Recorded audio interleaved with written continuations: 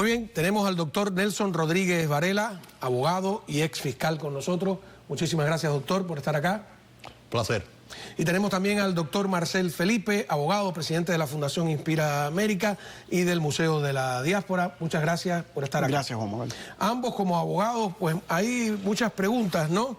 Tenemos también a quien ha destapado toda esta noticia, que es Luis Domínguez, directamente desde... ¿dónde estaba Luis? En Washington, en Nueva York. Donde tú quieras. En Connecticut. ¿Cómo anda? Donde tú quieras. Ajá, no, desde Connecticut, Luis Domínguez, ¿no? Investigador de la Fundación Cubana para los Derechos Humanos. Bien, me gustaría empezar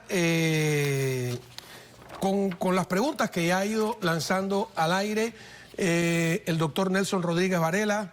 Desde el punto de vista judicial, aquí hemos ido desgranando y toda la evidencia conduce a que él participó en el operativo del derribo de las avionetas. Tengo la transcripción de los audios donde él hace un esfuerzo por tratar de visualizar la avioneta de basulto y no lo logra. No es que, no parece por el escrito que lo perdonó. Y entonces la pregunta es... No solo desde el punto de vista migratorio, ¿se le puede llevar ante la justicia aquí por lo que sucedió en aguas internacionales? Bueno, se llevó ante la justicia a Lorenzo Pérez Pérez y a Francisco Pérez Pérez, que estaban en el otro avión. No sé si habían 2 aviones o 3, no estoy seguro, pero creo que había más, estaban en el otro avión que son los que aparentemente derriban las 2 avionetas de Hermanos al Rescate. Y estas personas fueron encausadas por el gobierno de los Estados Unidos en el Distrito Sur de la Florida por esas acciones de haber cometido asesinato en aguas internacionales de ciudadanos americanos, en aviones americanos, saliendo de los Estados Unidos. Pero más importante que eso, lo que le da la jurisdicción a los Estados Unidos es que anteriormente el Directorio de Inteligencia de Cuba había buscado a un par de personas que actuaban como espías, René González y Juan Pablo Roque. Y todos sabemos que Juan Pablo Roque se infiltró en el grupo de Hermanos al Rescate y le estaba dando información supuestamente a Gerardo Hernández. Gerardo Hernández es un individuo, y esto yo no me lo estoy inventando, esto está en las acusaciones oficiales presentadas por el Distrito Sur de la Florida. Y Gerardo Hernández, que fue encausado como parte del grupo de la red Avispa, y fue encontrado culpable del asesinato de los Hermanos al Rescate en el derribo de esas 2 avionetas. Y fueron encausados. Hay jurisdicción federal para encausar a estas personas y lo hicieron y ahora mismo están fugitivos de la justicia. Pero realmente en lo que se refiere a Pardo Rodríguez estaba ahí. Pardo Rodríguez estaba en uno de los otros MiGs, un individuo que participó en acorralar estas avionetas, que participó en la amenaza contra esos individuos en aguas internacionales, que participó en seguir a una de los otros avionetas, aunque no lo haya podido conseguir, o no sé exactamente lo que pasó. Da igual si le disparó, si no le disparó, si recibió órdenes, si no las recibió, si se le va a dar el beneficio de la duda o no se le va a dar el beneficio de la duda. Él estaba ahí y participó activamente en avanzar los intereses de aquella conspiración, porque todo el mundo sabe que el gobierno de Cuba estaba interesado en infiltrar a los Hermanos al Rescate, hablar de los Hermanos al Rescate como si fueran una organización subversiva y darle un mal nombre a esas personas que realmente lo que estaban es ayudando a los cubanos que se escapaban de la isla debido a esa represión. El gobierno de los Estados Unidos encausó a estos 2 pilotos que fueron los que dispararon y deberían también, y tienen toda la habilidad y toda la jurisdicción y los elementos necesarios para encausar a Pardo Rodríguez también. O sea que además de jurisdicción hay precedentes. No solamente hay precedentes, estamos viendo que encuentran culpable a Gerardo Hernández de eso mismo. Y se habla acerca de todo lo que ocurrió dentro de los Estados Unidos en términos de infiltrar organizaciones, de proveerle información al directorio, de inclusive aparentar haber cooperado con el FBI en el caso de Juan Pablo Roque, lo cual tenían a todo el mundo verdaderamente engañado. El propósito era obtener esta información y actuaron sobre esta información basado en lo que hicieron aquí en los Estados Unidos. Por lo tanto, hay una jurisdicción clara. No, y un paso más allá en cuanto a la conspiración. Y es estos no pilotos que estaban ese día trabajando de guardia y les dijeron, móntate en el avión sin ellos saber a dónde iban. Ellos entrenaron para esto. Aparentemente es difícil para un MiG pegarle a una avioneta con la diferencia en velocidad que tienen. Tienes que entrenar, porque si frenas muy rápido te puedes desplomar el avión. O sea, ellos entrenaron para este propósito. Y la ley lo que dice es básicamente que si tú participas en una conspiración, y obviamente esto es una conspiración, porque es una organización con un objetivo común. Si tú participas en la conspiración, tú eres culpable de conspirar para ese delito. Es decir, él es culpable de conspiración a asesinato. Bajo otros estatutos se pudiera hacer, como felony murder, de asesinato en otro grado, pero es por lo menos conspirar para cometer un asesinato. Y una de las cosas interesantes acá es que Estados Unidos ya ha demostrado tener la capacidad, la habilidad, la información y la jurisdicción para hacerlo, porque como bien dijo mi colega, ellos ya encausaron a los otros dos pilotos y no hay diferencia. ¿Se encontraron culpables? Y no hay diferencia entre él y los demás en cuanto a conspiración. A los pilotos. Sí. A los pilotos en cuanto a conspiración. Pero existe otro tema más que es extremadamente importante y es el que vamos a estar tratando el martes entrante a las 12 del día en una conferencia de prensa en el museo, a la cual todos están invitados, todo el exilio que quiera ir está invitado. Y es que además del gobierno federal, si el gobierno federal ha decidido políticamente que no lo va a hacer, y sabemos que hace rato el gobierno federal le ha tirado la toalla a la dictadura castrista. Guy Lewis, el fiscal federal de los Estados Unidos, dice que inmediatamente después de eso, y también en la otra época anterior con lo del narcotráfico, se prepararon encauzamientos y en Washington dijeron que no, contra Raúl Castro, y en Washington dijeron que no se procediera. O sea, si el gobierno federal va a tomar esa decisión política, que podemos hablar del por qué, puede ser por el hecho de que parte de la gente que lo asesoraban era el embajador Rocha o Anabel Montes, pero por la razón que fuera, está otra vía, que es la vía del gobierno estatal. El gobierno estatal, por lo general, no piensa en estos temas porque estos temas se le delegan al gobierno federal, es una cosa internacional.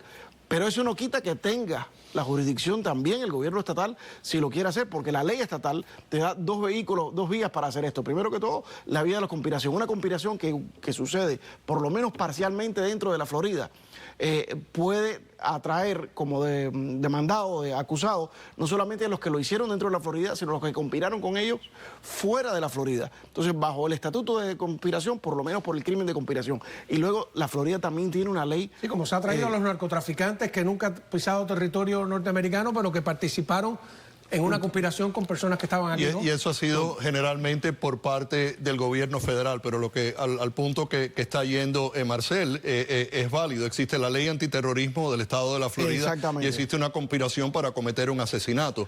Y yo creo que existe hasta cierto punto, como estás diciendo, una jurisdicción por parte del gobierno estatal debido a que primero no hay limitaciones con el estatuto de limitaciones por asesinato. Eso nunca expira.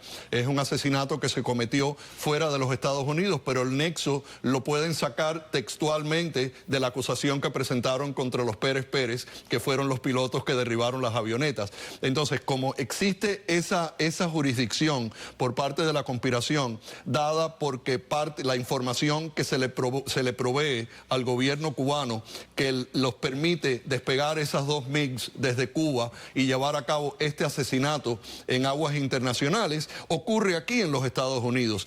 Ocurre en Miami y eso salió en el caso contra Gerardo Hernández durante el transcurso del juicio federal, donde lo encuentran culpable de asesinato de los 4 tripulantes de las aeronaves y además existe por parte de las acciones del señor Roque, que es un individuo que creó una vida falsa aquí en Miami, que se casó falsamente con una persona sin ella saber exactamente. Bigamia porque estaba casado en Cuba. Bueno, estaba casado y fue, bueno, eso está bien, pero lo que me refiero es que él actuó aquí en los Estados Unidos. Totalmente. Él se va de los Estados Unidos y al día siguiente ocurre el derribo de las avionetas de Hermanos al Rescate. Y tengo entendido que parte de esa información vino primero por desinformación de Juan Pablo Roque, de que no iban a volar las avionetas ese día, y después resulta que sí volaron, ya él estaba afuera y esa información se la habían pasado. Todo esto de acuerdo a las acusaciones federales. Las acusaciones federales federales y el indictment contra estos dos pilotos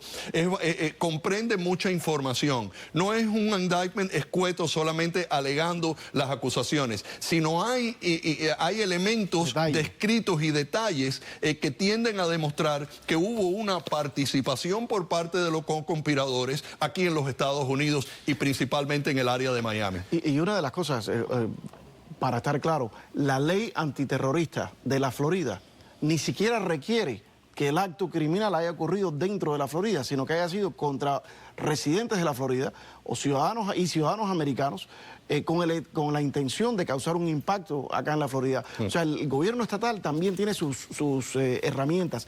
Es normal que el gobierno estatal no se haya movido hasta ahora para este propósito, porque normalmente es como el FBI investiga ciertos crímenes, pero que no quiere decir que no puedas hacerlo. Y en vista que el federal no lo ha hecho, es el momento que lo hagan. Es el mismo concepto con el cual le presentamos el testimonio, la idea con respecto a Raúl Castro, al gobernador DeSantis, cuando estaba en campaña. Dijo, estamos ahora en campaña, vamos a verlo después de la campaña, y después no lo hemos hecho por diferentes razones. Pues ahora es el momento perfecto para hacerlo, porque este señor, además de todo eso, puede ser perfectamente el testigo final en el encauzamiento de Raúl Castro. Y yo no creo... Tengo que irme a una pausa, me disculpa, doctor, claro, porque hay varias preguntas.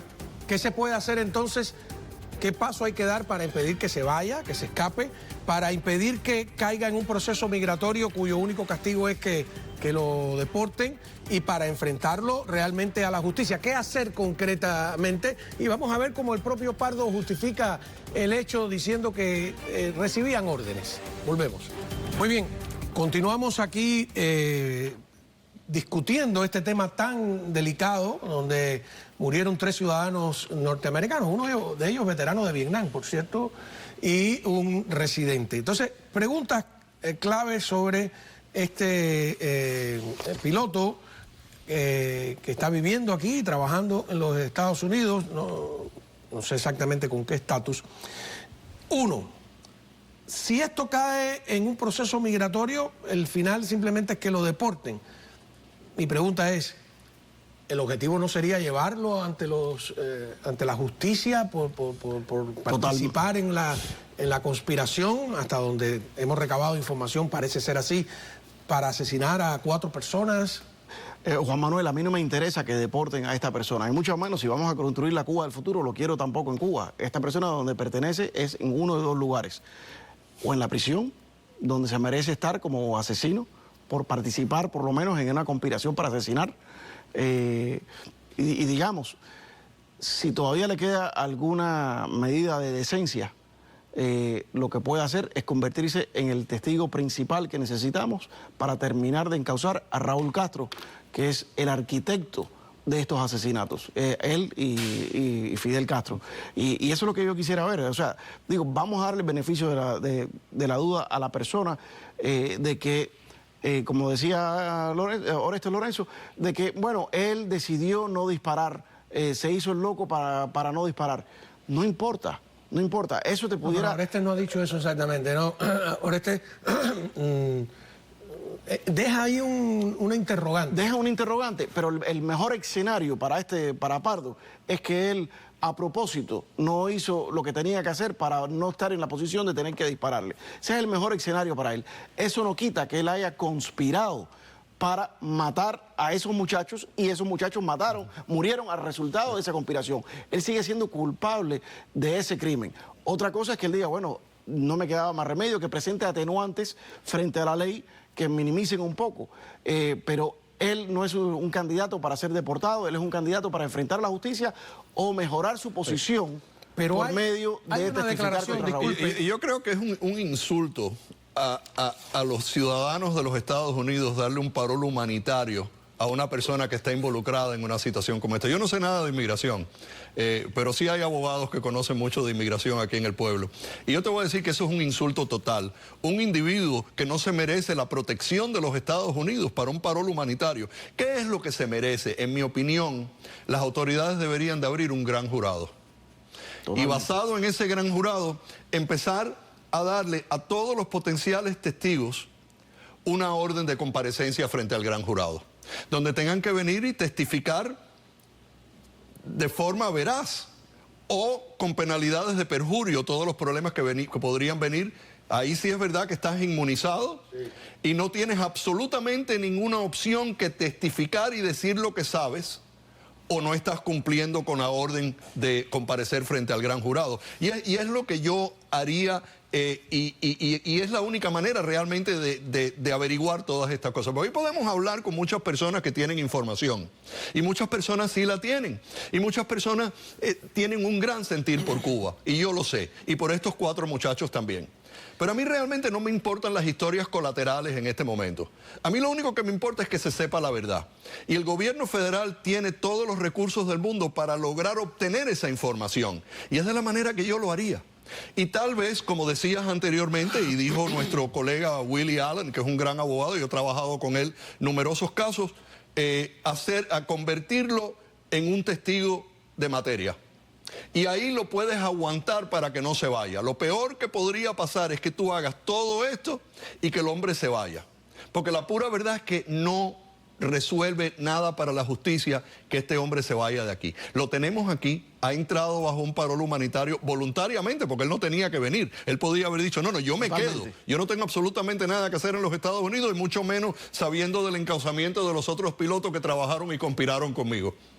Pero es la única manera de realmente llegar. Nosotros no tenemos la habilidad de investigar algo que sea contundente para buscar justicia. Eso lo puede hacer el gobierno federal, eso lo puede hacer el gobierno estatal. Si el gobierno federal no lo quiere hacer por las razones que esgrime Marcel Felipe, ¿hay al margen del gobierno federal algo que hacer? Por supuesto que sí, el gobierno estatal lo puede hacer. Y yo creo que, como Nelson dijo, yo estoy de acuerdo que el mecanismo correcto, a nosotros se nos olvida ahora porque tenemos el caso del piloto en nuestras narices, pero el verdadero arquitecto de esto, que sigue vivo e impune, es Raúl Castro.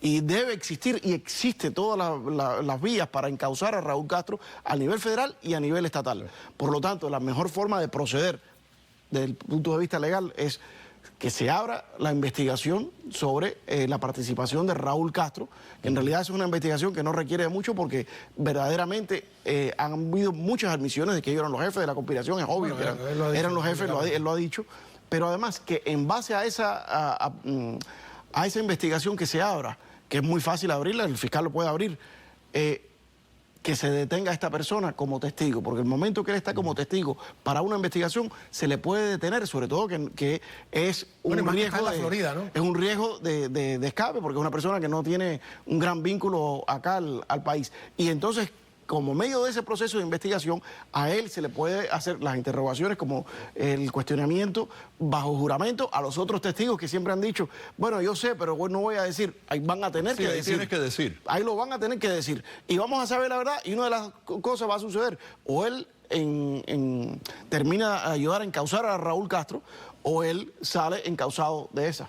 O le presentan hasta cierto punto cargos, pero esa es la discreción que tendrían los fiscales después que termine el gran jurado, de qué es lo que le van a pedir al gran jurado que haga. ¿Le van a pedir al gran jurado que le ponga cargos a Pardo Rodríguez, o le van a pedir al gran jurado que le pongan cargos a Raúl Castro? El problema que yo veo, y es la reflexión que tengo con respecto a estas decisiones de esta administración y otras administraciones, de devolver a los 5 espías a Cuba, de devolver a Alex Saab a Venezuela, de devolver a los narcos sobrinos al gobierno de Maduro, que realmente haya una intención de actuar contra una tiranía donde ellos lo que realmente están buscando es un acercamiento con ellos. Y a mí eso me preocupa. Y yo no estoy diciendo que no vayan a hacer lo que nosotros estamos hablando, pero yo creo que si no lo hacen es simplemente una reflexión más de la agenda política que ellos tienen hacia Cuba. Aunque con Cuba no se puede hablar de política porque es un narcoestado, como bien dice Carlos Berzaín, el socialismo del siglo XXI, ese es un narcoestado, no responde a situaciones como responden los países normales donde existen democracias, donde existen leyes. Con Cuba hay que actuar de esta forma, trae un gran jurado y empieza a ponerle cargos a la gente. Luis Domínguez, la información que tú has ido obteniendo, ¿cuánto podría ayudar en un caso como este, en un gran jurado? Sí, yo tengo algunas evidencias, pero quería añadir algo a la conversación. No solo fueron 2 los acusados, son 3. Con 3. El jefe de la Fuerza Aérea Cubana, Rubén Martínez Puente, también está encausado en el mismo evento. Sí. O sea, alguien que no participó en el evento apretando el gatillo, también fue encausado, y me gustaría saber lo que ustedes piensan de eso. En ese caso serían 4, porque Antonio Guerrero también fue encausado, ¿no?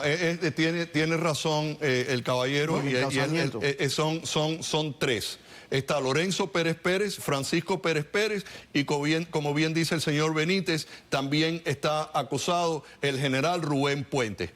¿Y dónde está mencionado René González y Juan Pablo Roque? No, están mencionados en las acciones que se toman. Mira, estas personas no actuaron solos, porque si ellos estuvieran solos desde Cuba, no pueden interceptar estas avionetas. Estas avionetas se interceptan por el trabajo de René González y de Juan Pablo Roque.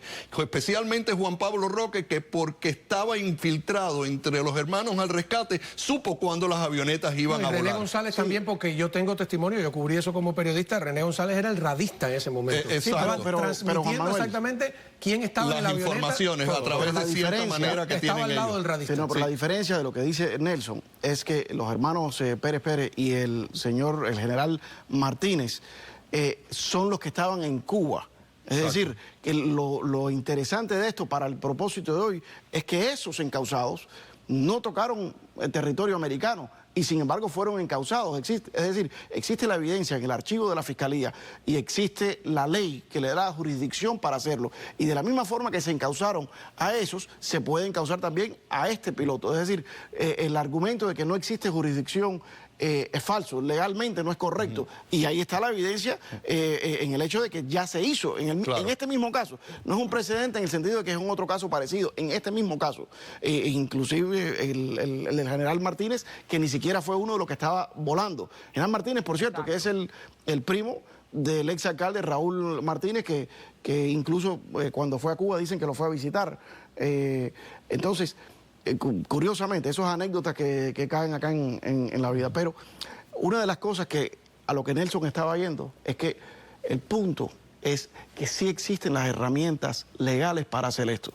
Y lo que falta es una voluntad política. Y si lo que falta es una voluntad política, entonces vamos a señalar que lo que falta es una voluntad política. Primero que todo, a nivel federal, que es donde es la jurisdicción primaria para este tema. Si esta administración en este momento decide que le va a dar la espalda nuevamente al exilio cubano, pues ya esto le da una razón más al exilio cubano en cómo votar en estas elecciones de noviembre. Pero segundo, si bien el gobierno estatal, la fiscal Catherine Fernández Rondo, Ashley Murray, que es la fiscal general del estado de la Florida, hasta el momento no habían mirado a este tema porque no era su jurisdicción, no era la jurisdicción federal. Ahora que hemos investigado el tema, los abogados que sí nos interesa este tema, como Nelson, como Willie Allen, y hemos determinado que la Florida sí tiene jurisdicción.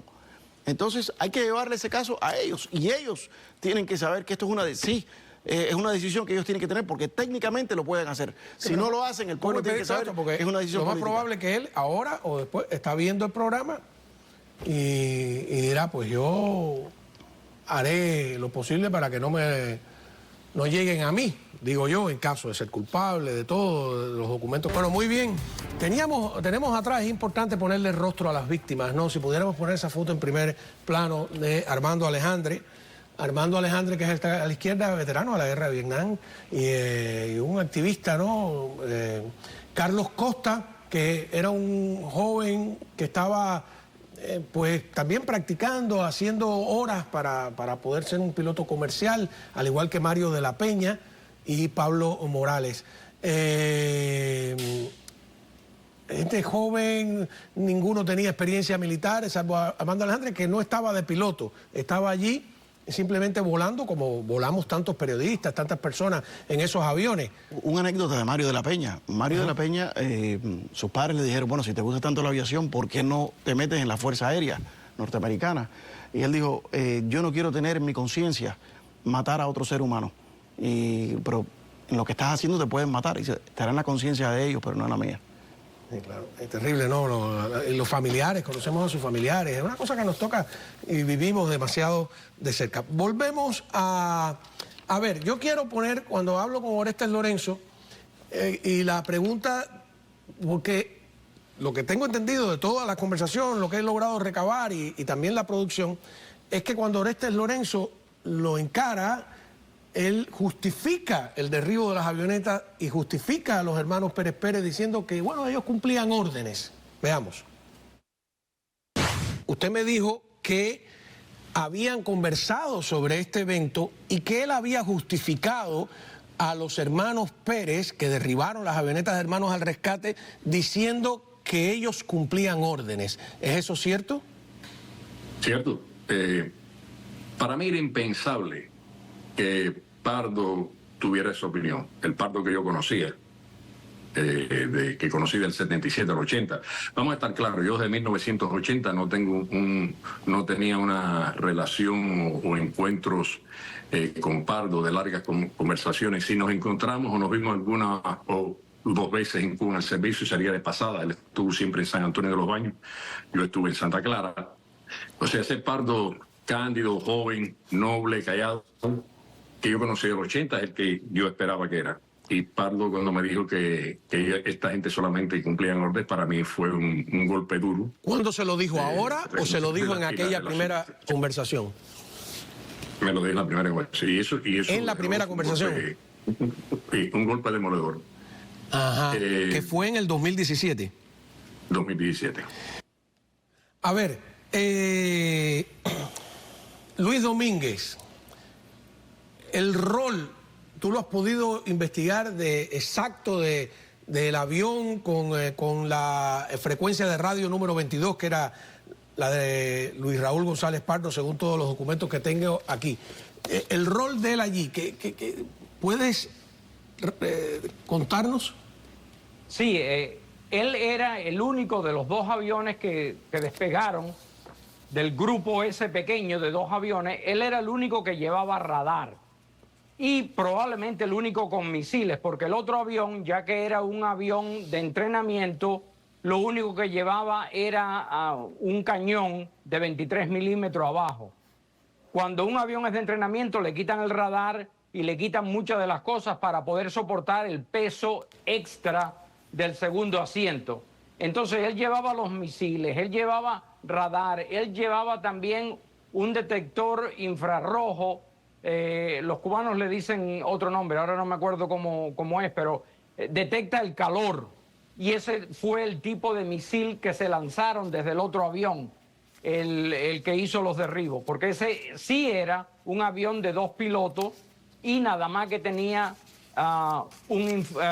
misiles infrarrojos.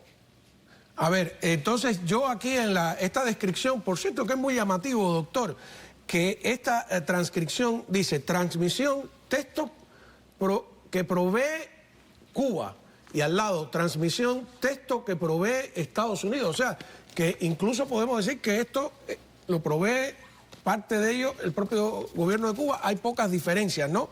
No sé. Sí, hay diferencias. Cuba borra las cosas que no les conviene. Las cosas que dan muchos detalles desaparecen del papel. Pero claro, ellos no contaban en que Estados Unidos lo estaba grabando y estaba poniendo todos los detalles.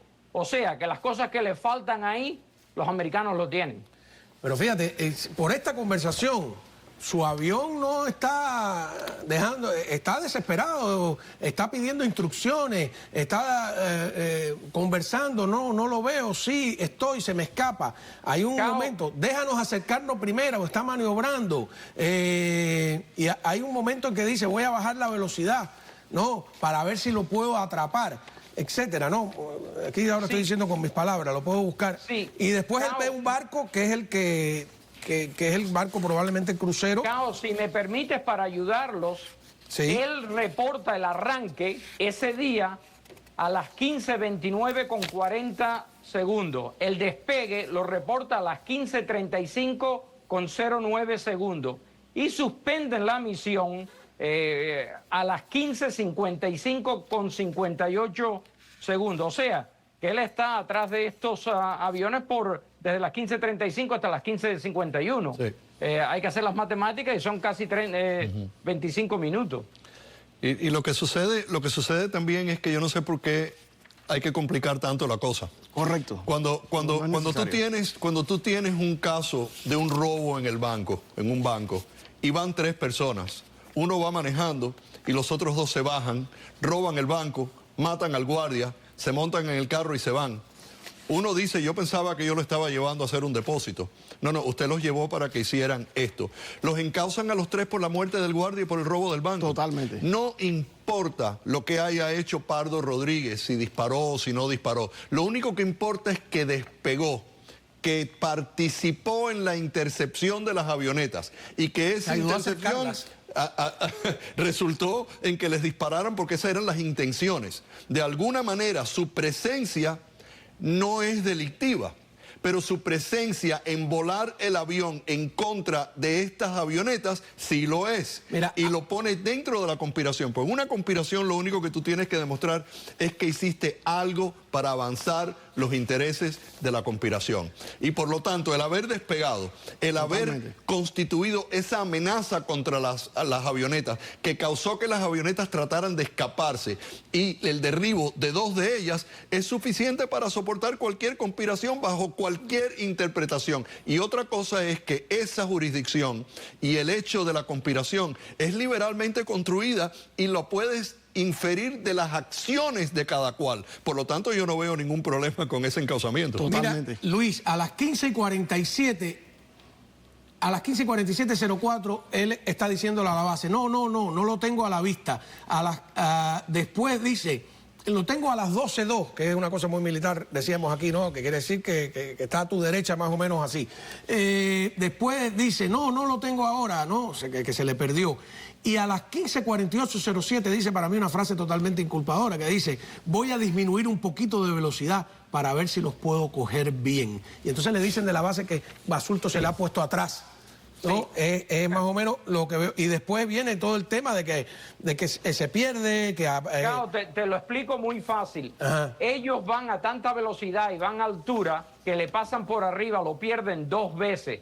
Entonces tienen que volver 2 veces, hacer un giro de 360 grados para intentar encontrarlo. Lo que pasa es que la avioneta nunca los vio. ¿Por qué? Porque esa avioneta tiene el ala justo arriba del canopy. Y también tiene un motor atrás, tiene un motor adelante y un motor atrás. O sea, que no se puede ver para atrás. Yo hablé con Arnaldo Iglesias y él me dijo, nosotros nunca los vimos. Nosotros nunca nos dimos cuenta que nos... Pero hay una grabación donde se escucha a Basulto decir, nos van a dar, sí, y ya Basulto se ha dado cuenta de que le dieron a los demás. A las 15:50... Pero no los vieron, no vieron a los Knicks. A los 51:42 dice otra frase. Él está pidiendo todo el tiempo indicaciones, dice, denos indicaciones, no hemos podido llegarle todavía.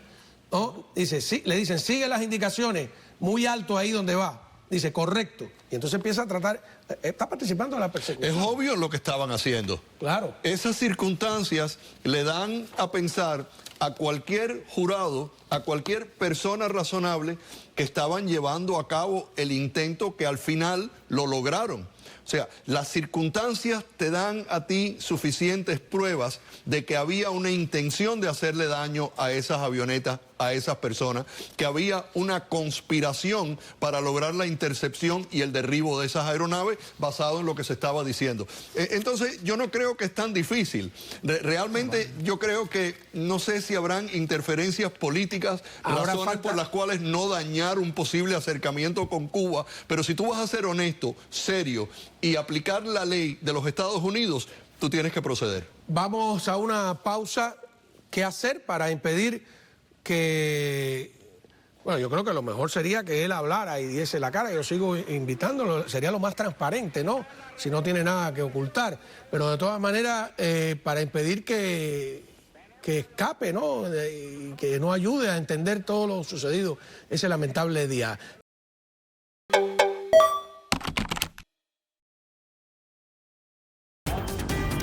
Bueno, muy bien. Vuelvo a lo mismo, ¿no? A mí nunca me gusta, digo, el periodismo policíaco, ¿no? Mi rol no es ser policía, pero sí esclarecer cosas. Y entonces yo veo las intenciones familiares de ustedes de que se haga justicia. Pero entonces yo mañana puedo coger, se monta un avión y se va para Cuba. Y entonces...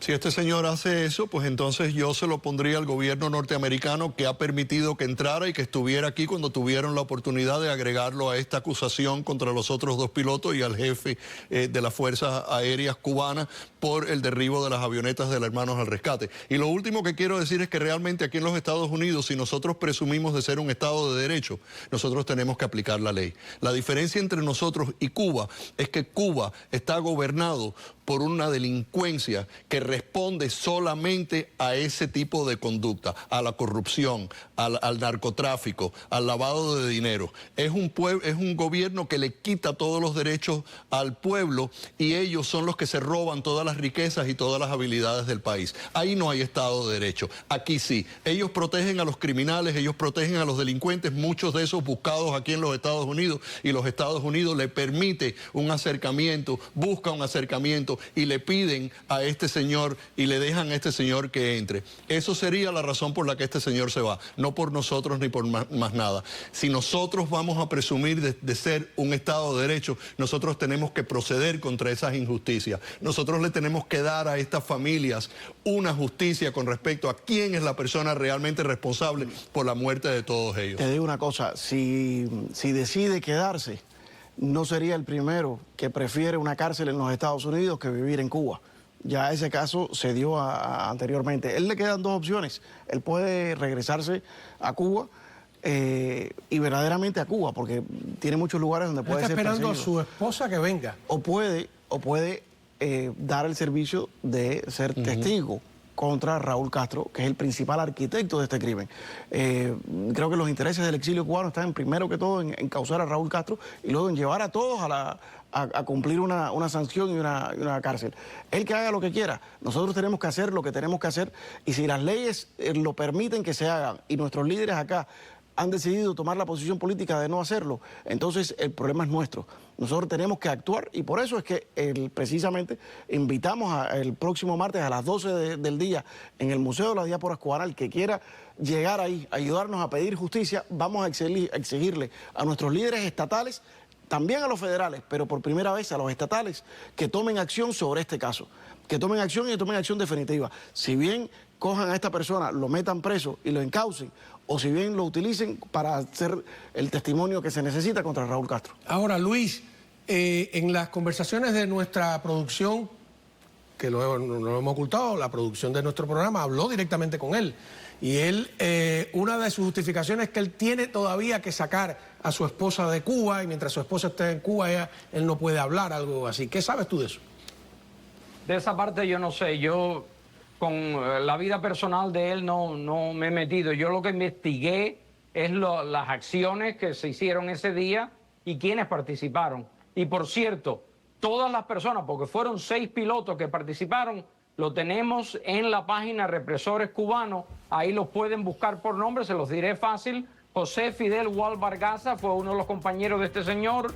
Raúl Simanca Cárdenas, también Lorenzo Alberto Pérez Pérez, Emilio Palacios Blanco. Y por cierto, 2 de las personas que están encausadas ya murieron. Rubén Martínez Puente murió y el hermanito Luis Francisco Pérez Pérez también murió. Bueno, vamos a una pausa. Regresamos para tratar de concluir cuál será el próximo paso. Volvemos. Un último minuto. ¿Qué es lo que va a pasar el martes en el Museo de la Diáspora? Y esta convocatoria a todo el que vaya allí, ¿para qué? El martes a las 12 del día en el Museo de la Diáspora Cubana, un grupo de abogados licenciados en la Florida va a explicarle a la prensa lo que hemos explicado aquí hoy, que existe esa capacidad y habilidad jurídicamente de traer a estas personas a justicia, y no solamente bajo la ley federal, sino bajo la ley estatal, y le va a pedir a los fiscales que procedan correspondientemente. El exilio, por supuesto, que está invitado, porque aquí no hay solamente estas 4 víctimas, sino 1 millón de víctimas en este exilio. Entonces invitamos también al exilio, vamos a invitamos por medio de este programa en este momento a la propia fiscal, Catherine Fernández Rondo, la que esté ahí. Invitamos a todos los líderes electos que quieran participar, que vengan y que nos acompañen, porque esto es un pedido de la comunidad, y creo que hay muy pocas cosas en las cuales nuestra comunidad está más unida que en el exigir justicia para estas 4 familias. Doctor. No, de acuerdo. Yo creo que aquí debe haber una posición por parte del exilio y nuestros líderes electos tienen que tomar esta posición, tienen que presionar también, y nuestros líderes electos que tienen la capacidad de encauzar, de crear un gran jurado, de investigar, deben como mínimo investigar esto un poco más hasta determinar exactamente dónde es que se alinean las fichas. Muchísimas gracias, nos vemos mañana en la radio 1260 AM en su dial. Gracias, Luis, desde Conérico.